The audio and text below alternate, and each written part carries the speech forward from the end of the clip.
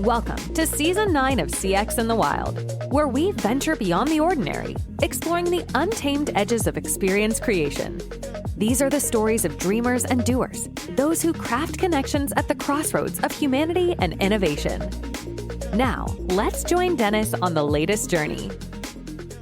Mary, first of all, it's already late night. You're working in international time zones. We're in Portugal. Thank you for coming to be on CX in the Wild. You know, it's an honor to have people come. You know, you're here, and I'm going to learn a little bit more about what's going on here. And hopefully by learning a little bit more about what you're doing, I'll be a little bit more enlightened about the rest of the world, and the rest of the world will become a little more enlightened. Now, I know your name is not Mary. I'm saying Mary, but could you introduce yourself and just tell us what's keeping you busy these days? Okay, my name is Marineuza. It's not a typical name in Portugal as well, and not easy to pronounce.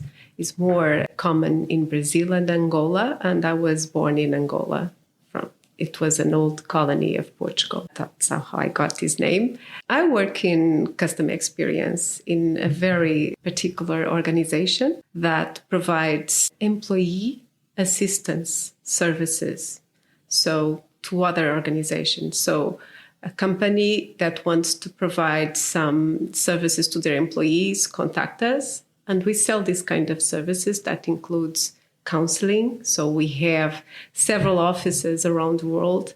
Here in Portugal, for instance, we have a big room full of psychologists that answer calls from all over the world, from these organizations that buy these services, and work-life services that is helping the employees to find childcare, elder care, financial help to organize their finances, or legal, and then coaching. We also have a division for training in mental health. So I run the customer experience program. That is not a program as such. We consider that more a philosophy. And that's what keeps me busy these days. It's interesting because a lot of the experiences that you're facilitating they have to do with solving problems in the mind, or they're sort of adjacent to learning. You know, I think if someone were to come on the show and say,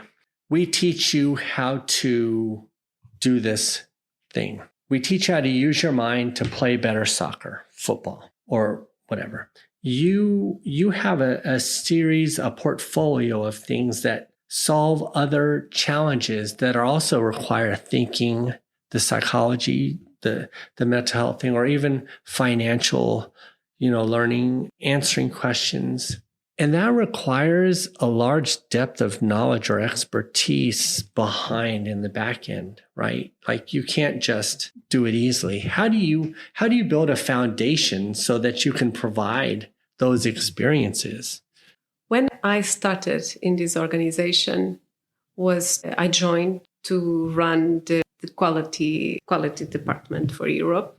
We had the ISO 9001 quality standards, and I'm a lead auditor, so I joined the company in that condition. And I learned a lot because I came from manufacturing, managing quality manufacturing, and my background is in marketing. And I worked for 11 years in that area until one day I thought, I can't do this anymore. I'm not making a huge impact. I don't want to design leaflets. I don't want to design websites, all of that. That's what I was doing. And I proactively start taking care of complaints, visiting clients, because I wanted the human touch. I wanted to understand. Then I decided to leave that organization and to change my career to quality. It was a little bit difficult in the beginning because quality, at least in Portugal, is very related. It's for engineers, and especially in manufacturing, of course. And my background has nothing to do in engineering, is communication. And so it was being hard to find position, a role. And I decided to get involved with startups because I thought, well, if there's nothing for me, I will build my own organization. But then I was hired by this organization. I got an interview and I joined as a quality manager, until I realized that I joined such a unique organization that didn't have nothing to do with everything I had experienced until then. Because we were actually taking care of the employees. How to make what I was doing is to have a purpose in my life. And that's what we do for those organizations is we take care of your employees so they are more productive, so they like what they are doing, and we support them. So that's how I understood that everything that I had done so far wasn't completely applicable. For instance, we do call audits, but we used to use this approach that we use for customer service. That is completely wrong in this company, because we have lots of complexity here. We don't deal with customer service as such. Our psychologists, the work-life consultants, coaches, they are service delivery. They are the product that we sell. And so when we do a call audit, we just don't measure how empathetic they were. So we need to make a difference between customer service, that is that function that is related to the contract, service delivery, that is actually the service that we sell to our clients, and the outcome of those services. So what is the impact that these services have in the life of those that we support? And that's quality. That's clinical quality, for instance, goes beyond being empathetic. There's lots around there, the therapies and all that needs to be measured, monitored. But I can't just do a call audit checking, were you empathetic? Yes. No, we need to have that part of this puzzle completely coordinated so we could create a good experience. So the experience at this organization includes service delivery, some aspects of the customer service as such on the phone, for instance, but the outcomes of the services, the impact in the lives. You summed up so much better what I was trying to get out in my mind, which was I was saying there's education, but you're talking about quality of life. You're talking about work takes such a toll on all of us. And we, for better or for worse, in our lives at times, we prioritize the money over our everything else. And to have an employer be able to try to balance or compensate or replace that quality of life, the demand on a human being for money sometimes is so extraordinary that it's amazing. Sometimes we keep going on because I know for myself, I'll just speak for myself. I remember when I was just starting out, I remember my hourly wage, I made, I think, $2 an hour when I started. He said, I'm going to be 55 next week. So it was like half a century ago. And as I made more money, then of course I took on the responsibilities of a family. And for some reason, no matter how much money I made, the costs kept exponentiating. Like I never caught up. I mean, it was just always that pressure is, and certainly I feel like I have it and had it much better than most. But to be fair, I literally work 20 hours a day, 7 days a week to even, appear as though I'm making it. The services that you provide, the mental health services, the financial services, all of these things, there's such an important aspect in the ecosystem to balance out the grind and the work to do this other thing. So first of all, thank you for dedicating your life and your teams to doing this for people, because I really wish I would have had that. I wish I would have had something like that when I was coming up through the ranks. I would also say we share a similar background. I started in the advertising side of things and marketing. And I went rogue one time and my boss didn't like it. To be fair, she didn't like a lot of things that I did also, but I was in charge of the social media and I would see complaints in social media. And so I would make a handwritten note and send a gift card. Not a lot, like $5 gift card, nothing extraordinary, but just a little, hey, I saw your thing on social media. Well, actually, I would see it and I would say, hey, can I send you something, a little gift card? And they would say, sure, here's my address. And I'd make a handwritten note and send it. And I started to realize how important, maybe not how important, but how much that was missing in all the other work I was doing, similar to what you were saying. And I kept doing more. And my boss came and said, you're just training them to complain. And I felt like it was at that moment I had to make a choice that I don't think that's what I was doing. I think I was actually, this thing was no longer my place. A place where being empathetic, caring, not being distrustful of people, listening to complaints, it meant something to me. And it led me down to this path, sitting here with you. So we have kind of a similar path, but you're doing something about it at scale. That's a lot more than me sending a handwritten note. How do you tackle that? Can you just frame that up for the audience? Like, I'm curious because you do have a product, but it doesn't come off an assembly line. It's not a very easy inventory to come by or manage. You face some unique challenges as a customer experience professional. And what's interesting about your particular situation is the journeys. The journeys, while they all may be, you could say, a persona, all their journeys are probably vastly different in terms of urgency or length of journey. I mean, you can't map your customer journey very easily, can you? We are doing that, but there's a lot in there. Definitely, there's lots of different journeys here and the personas as well. When they are looking for clinical services, we have a standard process when they call in that is called the risk assessment, because most of these people sometimes they are not well. They may be considering they have suicidal thoughts. They may have already a plan as well. They are just calling to see if someone can save them, say a word and so it's very tough for this team that are on the phones, psychologists. So internally, we need to have a strong support for them, because in the end of the day, after I don't know how many calls they handled, there were some critical situations that they had to deal with that sometimes it's very tough, hard for them.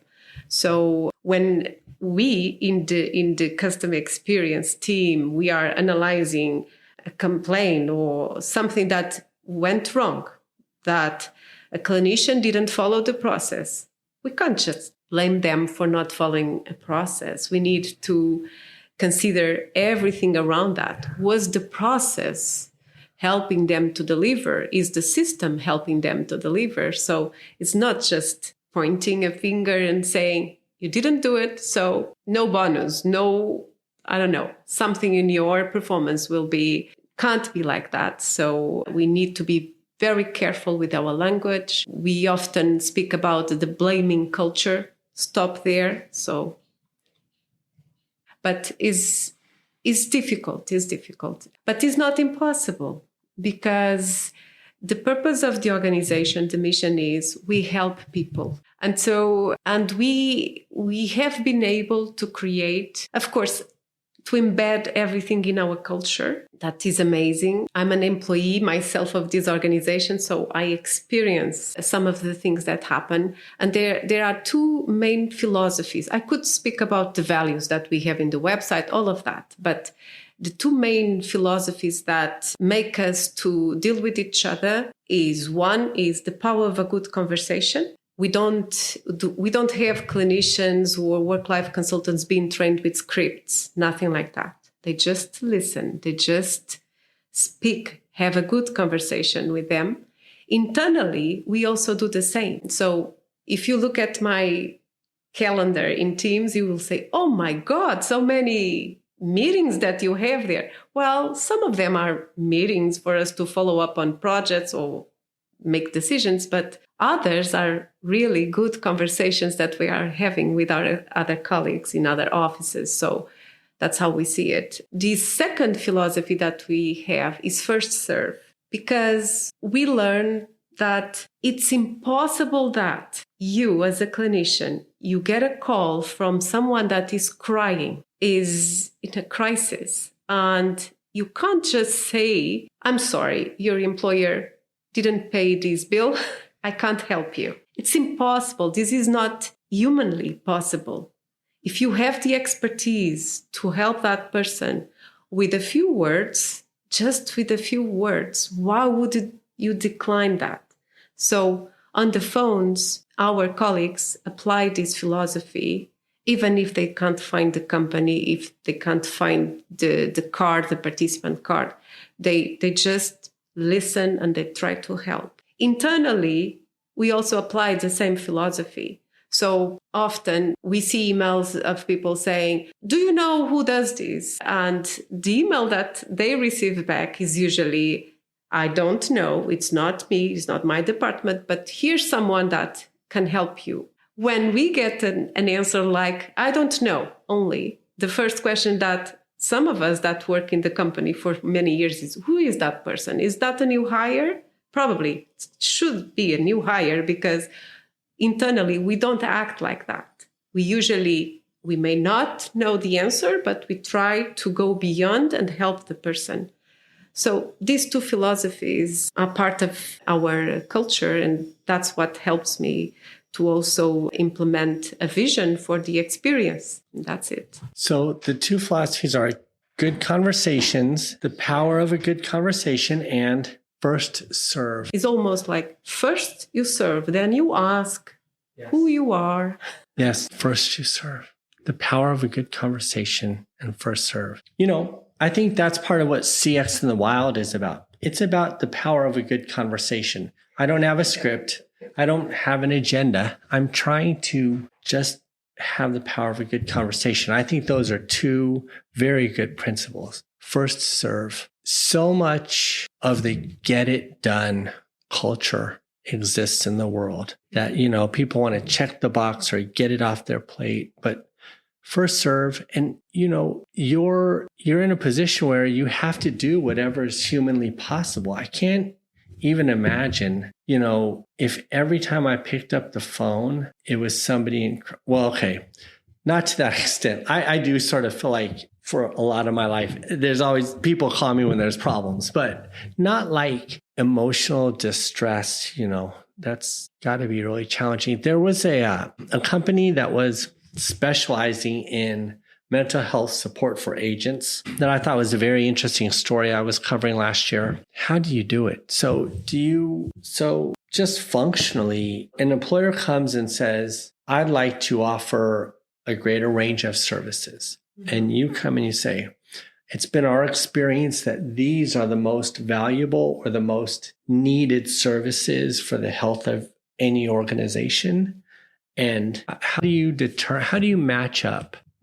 And you can say pass if this is private. Like I'm just curious myself, like how these experiences become prioritized. Well, I know that there are historically DAPs, employee assistance programs, have a pack of services that are common inside that. We create our own products or services.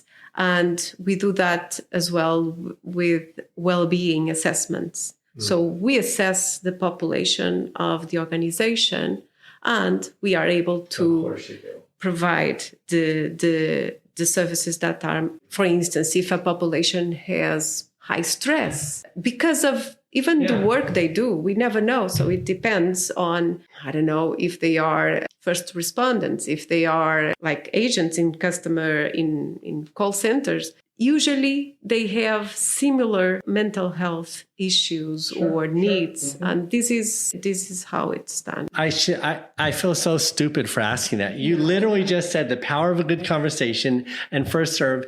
It would make total sense that you don't one size fits all. You tailor, you listen first, and then you we need to consider we have two types of clients here, and that adds complexity to this. We have the employer, so that usually comes as the HR manager or the benefits manager or happiness chief officer. That is now a common position in the organizations that wants to buy these services. They usually have some needs as well. What is their purpose with that? What are they trying to accomplish when they provide these services to their employees? Are they trying to make them work more? Are they trying to reduce turnover or absenteeism or what?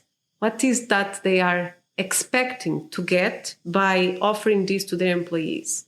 Sometimes it's just supporting them more. There's not financial metric or something that can be measured. Then we have the employees themselves that are like the HR manager. They are at the same level for us. When we get a call, it can be from the HR manager that led the buying process, can be that same person for us, is a participant or a member, as we say. So we listen. What is the stage they are at in their lives? If they are parents worried about their children, if it's their financial constraints that is impacting their mental health.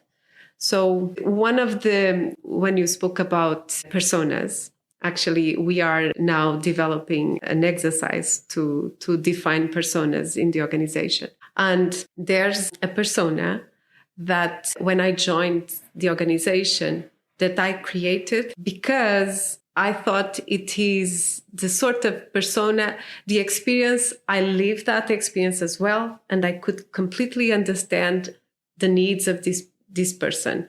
So a mom with children getting divorced with difficulties in terms of finances because she was getting divorced, and with a very busy profession that required her to be focusing, detail-oriented, and on the top of her head, everything that she had to deal with, that her children not have enough money, the need to change home. And so when I presented this persona that was calling to get an attorney to do her divorce, it seems easy. So she reaches our work-life consultants, the ones that are specialized in legal, and they could give her an attorney, a referral from our network. We have some attorneys that work with us. That's it. It would stop here. If we didn't have this idea that you need to go beyond, you need to listen to have an holistic approach to that person. Someone that is going through a divorce, she does not need only an attorney.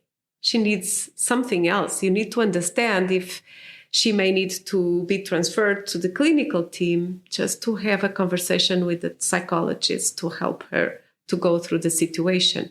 Not just give her the address of an attorney, because probably that will not resolve. It will be part of the solution, but is not. So it's that type of persona that goes through everything, even childcare. So now she's moving to another location and she needs to know what schools are available for her children and how will you help her there. So when she reaches the phone, you need to be able to capture all of these and make her leave the phone with a plan for her to her life, not just a referral for an attorney, because that's and one of the things that it crossed my mind when I was trying to explain this to my colleagues was I actually feel that I have a network available for me. So in my organization, every time I go to Belgium or to UK, I visit the office of my company because I can't just go there. They are there available. Some of them, I usually speak with them daily. So, and that's what I tell them. Hey, you are part of a huge organization. You have VIP friends everywhere. So if someone calls you that needs help, you can actually transfer to a clinician that you know that will help them because they are in the same organization as you. It's like family. You trust them that they will help them. So that's how we see it as well inside the organization. You said so many great things there about the human condition, human experiences, providing experiences. And I think I started out by saying customers, but experiences, connecting people is so important. The fabric of empathy that comes together through this new buzzword customer experience is so important for all of us. How this is the last thing I'll ask you about. But so when we talk about quality of life, we also may be talking about privilege or opportunity or prosperity or luck or good, but success, let's call it success. You're talking about in the workplace. But what I also think is that this same sort of ecosystem, in many countries where I go, the education system and the students,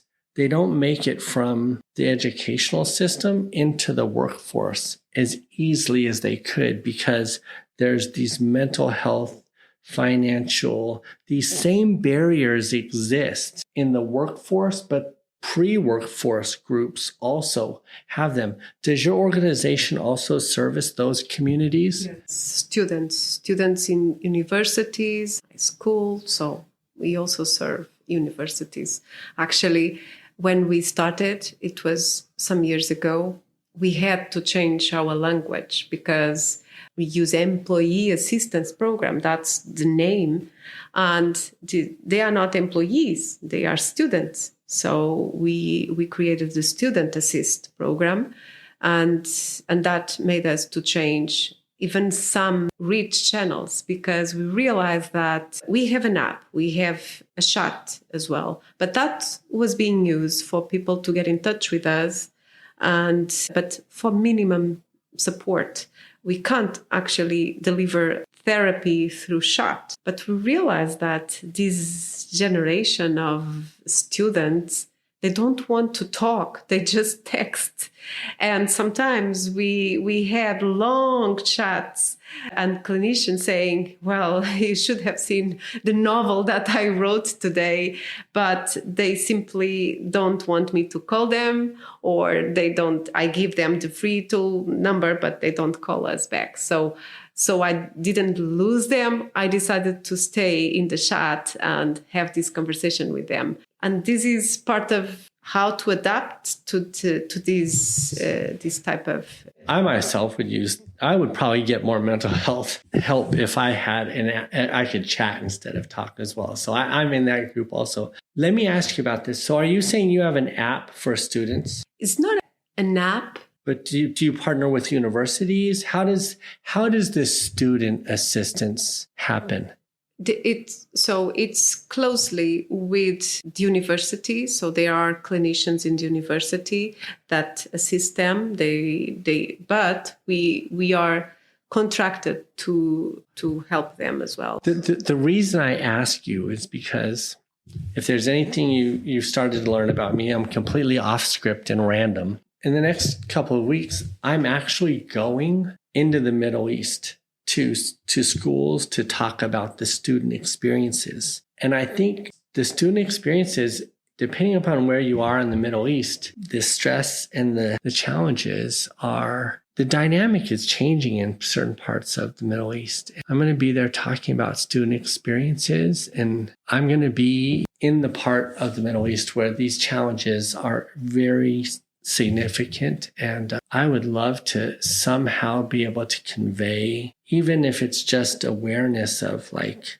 this my job is to go around the world and connect these things. So I don't know if after this podcast, maybe I can get some things and maybe see if I could just help anyone. Again, I just want to help. That's it. First, serve first. This, I think, has really, for me, made me believe in the power of a good conversation.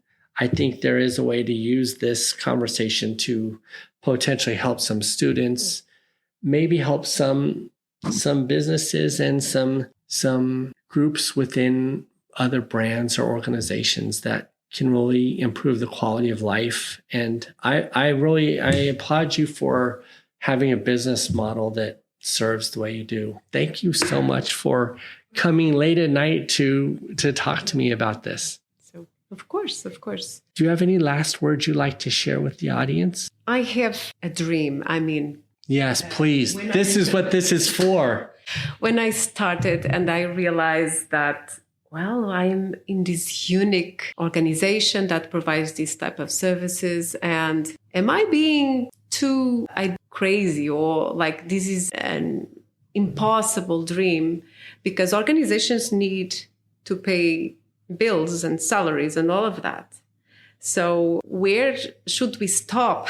And I think that when I joined the CXPA and I learned that there are lots of people in the same area like me doing in some different sectors, trying to implement customer experience programs and making the organizations client-centric and all of that, I thought, I'm in this organization not to manage the customer experience, but to create passionate employees for what they are doing.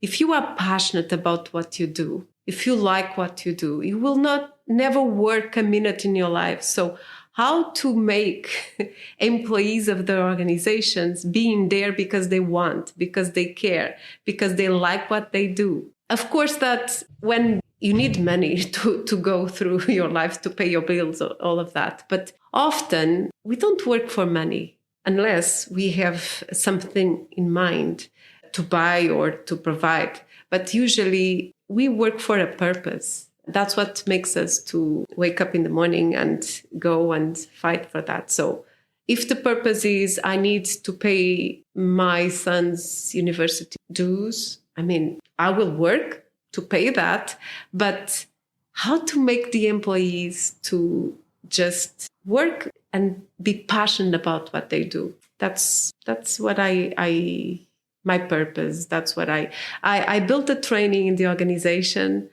for new hires. I explain what is customer experience. I explain, we are human beings. We experience the world through emotions. And like you said, we just start putting one of our roles in the world that is being a customer experience. So, and then the first question I ask that sometimes is a little bit disruptive. People get a little bit shy, but I ask, what is your purpose? Why did you come here? What is your purpose? Some of them may respond, I need to provide to my family. Others go beyond that. But I think I spend at least 10 minutes for people to start speaking because they are not expecting. They are shy. They don't want to say that I need money. You can't say that. It's okay. But what moves you? What motivates you? And I've learned so much about that. The training, when I started, it was such a deep connection that all those new colleagues became so connected with me after that we are friends today. But that's what I'm passionate about. Yeah. So you said a lot there. So you are 100% right. There is a way. It can exist. You can exist in a state, in a pursuit of your dream life. And that you were quoting the old saying, if you do what you love, you'll never work a day in your life. And there is a truth there, okay? And since you brought it all here. As you were saying that, I was thinking about what my purpose is. Because yes, I can do customer experience. I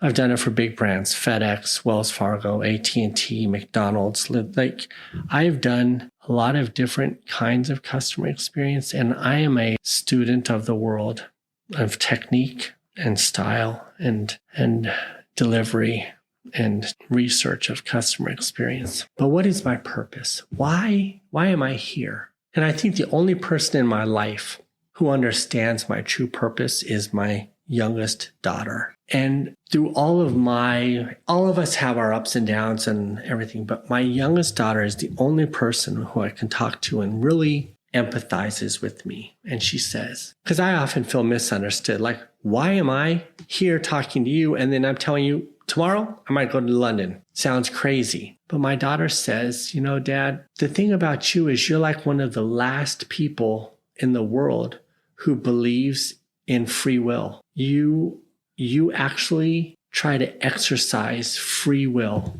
That's your thing. And when I think about my purpose, part of my purpose is to live this out because I want to be an example to my daughter and others that we do have free will. And if we have free will, then connecting the experiences that unify us all to some sort of greater empathy is my purpose. And so what you're saying about creating a culture with you, what you're trying to do is you're on a different side of that spectrum. Your passion, you're trying to become a catalyst within a group of people to say, there's something you can put into an organization where people start to become passionate and the work becomes less work and it becomes more purpose and it becomes more play and it becomes more peaceful and it becomes more productive. That's you're sort of tackling it from the other end of the spectrum. And I couldn't agree with you anymore that is important. As a takeaway from this, there's a guy named Gal Ramon. I want to see if I can get you to talk to him. He has this same altruistic, benevolent purpose, and he's built an entire company around this and AI and software, and he's gotten his platform installed in some major corporations, and the intelligence that he has around employee behaviors, what motivates them, how they are inspired, what slows them down or speeds them up, what trains them better. He is probably, at this point in time, of all the people I've met in the world, the most sincere and the most far down the road on this topic. And I think as my key takeaway to help you on your journey, I might ask him if he'd be willing to talk to you and you could share some ideas. Yeah, that will be good. Okay, thank you for being on this show. It's been a pleasure. Thank you again. I know you're busy. You have to work the rest of the night, but thank you so much for being here today. No, it was a pleasure. It was a great conversation, and thanks for inviting me. The journey doesn't end here. Keep exploring the wild world of experience creation with us. Each episode offers a new perspective, a fresh story, and another step into the unknown. Stay curious and keep listening. You never know what you might discover next.